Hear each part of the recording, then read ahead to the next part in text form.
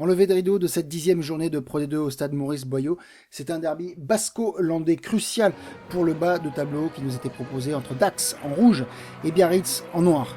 Les premières minutes de ce match sont très prometteuses avec de l'envie, du jeu et beaucoup de rythme des deux côtés, malgré l'enjeu de la rencontre. Biarritz occupe intelligemment et conserve à merveille la balle dans l'axe tout en parvenant à provoquer la faute adverse au sol qui va être signalée par l'arbitre de la rencontre, Monsieur Brousset. On insiste dans l'axe et l'avantage n'est pas transformé.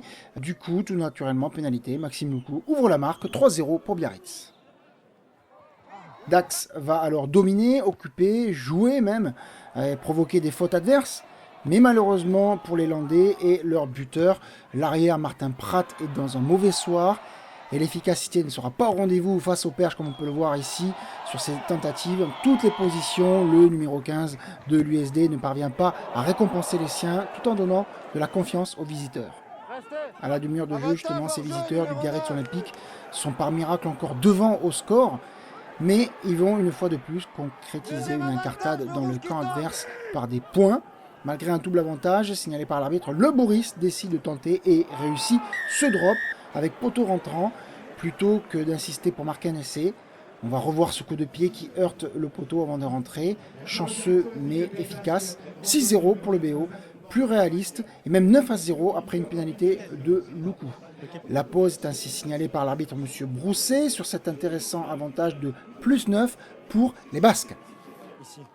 À la reprise du deuxième acte, on se dit que ce scénario écrit d'avance va changer. Une touche est ici volée par Tuino pour Dax, puis le Biarro Soqueta va se rendre coupable d'un plaquage à l'épaule illicite et dangereux.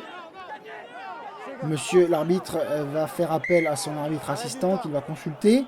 Monsieur Busset sanctionne donc logiquement le troisième ligne du BOPB d'un carton jaune et 10 minutes à 14 contre 15. Mais même en infériorité numérique, Biarritz et Loukou passent 3 nouveaux points et 12-0. Vient cette 53e minute de jeu et les avants de Dax qui vont enfin prendre leur responsabilité derrière une pénale touche. Le Moll s'organise, déroule et envoie Michael Baird derrière la ligne d'un but. Premier essai, validé, transformé même par Lacoste et un espoir qui revient du côté des Dacois qui reviennent même à 10-12 après une pénalité de ce même Lacoste. Mais une fois de plus, les Landais vont offrir le bâton pour se faire battre à des Biarros qui n'en demandaient pas tant. Ballon de relance tout juste sorti des 22. Le ballon est ici conservé au sol irrégulièrement sous les yeux de l'arbitre et coach des avants basque Benoît Auguste, un ancien de la maison USD.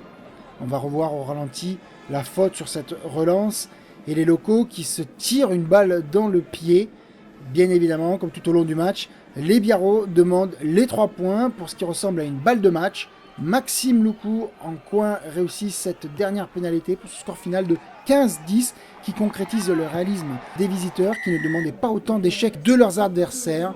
On voit ici un recueillement de la part des Iliens de Biarritz. C'est une première victoire en déplacement cette saison pour le BOPB qui n'avait plus gagné à Maurice Boyau depuis 14 ans. Un BO qui se donne de l'air en bas de classement grâce à ce succès dans ce derby. Très mauvaise opération en revanche pour Dax face à ses voisins malgré beaucoup d'initiatives, juste récompensées par ce bonus défensif.